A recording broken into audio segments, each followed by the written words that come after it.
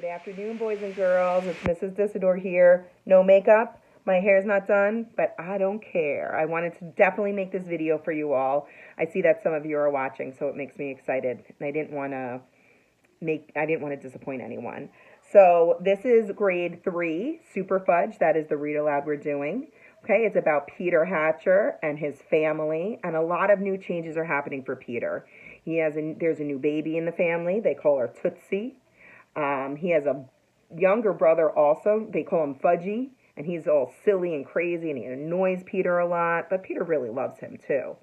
And another big change is that they're moving. They live in New York City, and they're actually moving to a new neighborhood in New Jersey. So lots of changes going on for Peter, and he's not happy about it. So let's get to chapter 4, Off the Wall. I told Jimmy Fargo about Princeton. Remember, Jimmy Fargo's Peter's best friend. "You're moving?" he asked, like he couldn't believe it. "Not exactly," I answered. "We're just going for a year." "You're moving," he said. "I can't believe it." "Neither can I." "You don't have to move," he said. "You could stay here if you really wanted to." "You think I don't want to stay? I don't know anybody in Princeton. You think I want to go to school where I don't have any friends?"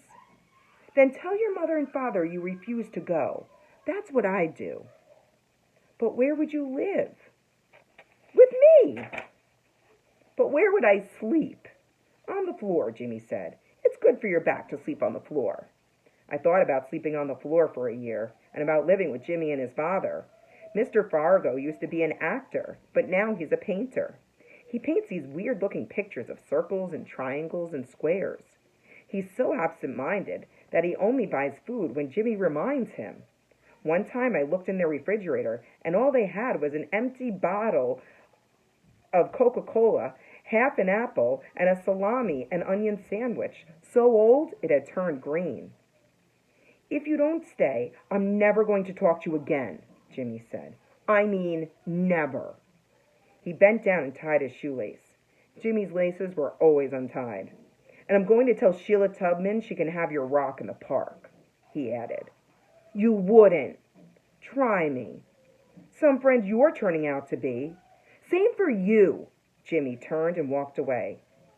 I thought of plenty more to say as soon as he was gone, but instead of running down the street after him, I went home.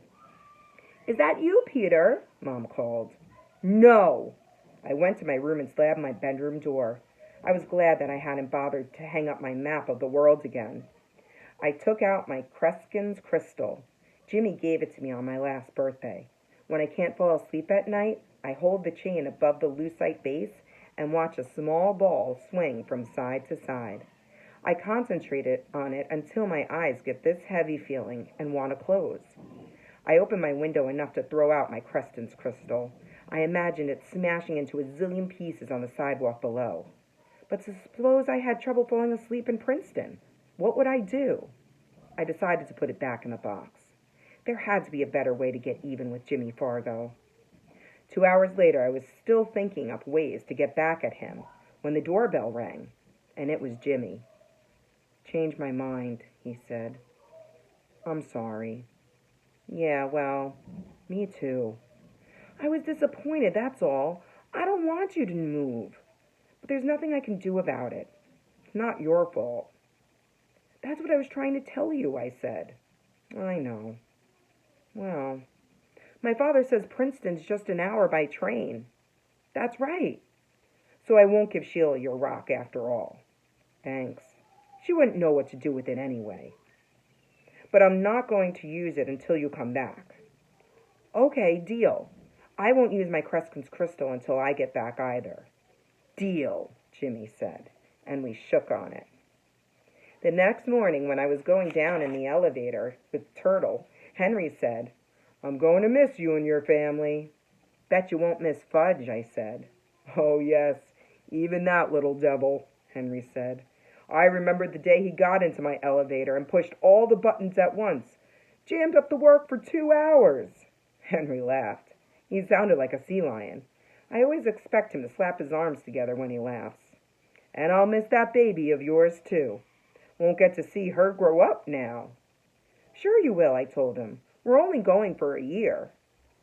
That's what they all say, and Henry muttered. Outside it was gray and humid. I wonder if the sun was shining in Princeton. As I walked Turtle down the street, he sniffed here and there, trying to find a place he liked. I encouraged him to use the curb. In Princeton, he'll be able to go wherever he likes, I thought. Maybe I won't even have to walk him. I'll just open the door and he'll run out into the yard. And I won't have to clean up after him either. Ever since New York City passed what I call the doggy-do law, walking Turtle hasn't been that much fun. At first, when I heard that every dog owner had to clean up after his own dog, I told Mom I wouldn't be able to walk Turtle anymore. Mom said, "That's too bad, Peter, because if you don't walk him, who will?" I was hoping Mom would volunteer. I was hoping she'd say, "I know how grossed out you feel about the idea of picking up Turtle's dog do." But she didn't. Instead, she said, "Look, Peter, you're going to have to make a tough decision. If you want to keep Turtle, you're going to have to clean up after him. Otherwise, Daddy and I will try to find a nice farm somewhere in the country." I didn't wait for her to finish. "Send Turtle to a farm?" I shouted. "Are you kidding? He's a city dog. He's my dog." "Well, then," Mom said, smiling. I got the point. Mom bought me a contraption called a pooper scooper. It's a kind of shovel attached to a baggie, and when Turtle does his thing, I scoop it up, get it into the baggie, tie up the end, and toss it into the trash basket. At first, I made a mess of myself trying to get it to work, but now I'm a regular expert. Still, it's pretty disgusting. Almost as disgusting as Tootsie's diapers. I wish I could train Turtle to use the toilet, especially in winter, when I stand around freezing while he takes his time trying to make up his mind. I know it's not Turtle's fault. He can't help being a dog. And when he sleeps at the foot of my bed or licks my face, it's all worth it. Just as Turtle was finishing, Sheila Tubman came skipping up the street. "I hear you're moving," she said. I nodded and scooped up his stuff. "Good. I was afraid it was just a rumor. I can't wait until you're gone. Then I won't have to smell your yucky dog anymore." "My dog isn't yucky," I yelled, trying to tie up the poop bag. "Did you ever smell him, Peter?" "Yes, all the time." "Well, I guess you don't notice because you smell so much like he smells so much like you." She started skipping away. "Hey, Sheila," I called. "Yes?" She turned around. "Stuff it." "Peter Hatcher, you are disgusting." "That's better than what you are," I called, enjoying myself. "Oh, yeah? What's that?" she asked. "That's for me to know and you to find out." "Ha ha, very funny," she said. "You and your yucky dog are both very funny." "Sicker, Turtle," I said. Turtle growled, then started barking, which was very funny because he doesn't know what sicker means.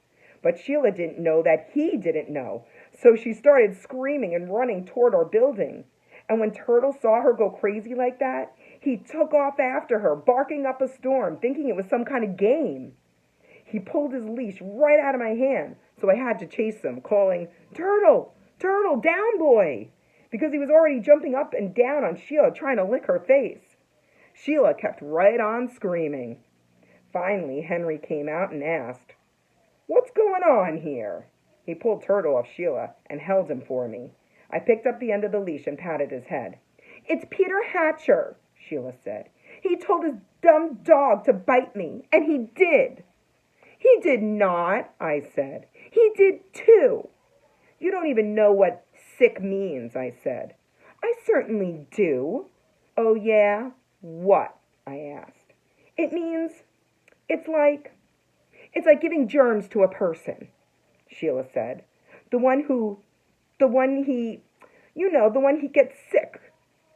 I started laughing. "Did you hear that, Henry? Did you hear what she said?" "I heard," Henry said, "and I want you to keep your dog outside until he calms down." He turned to Sheila.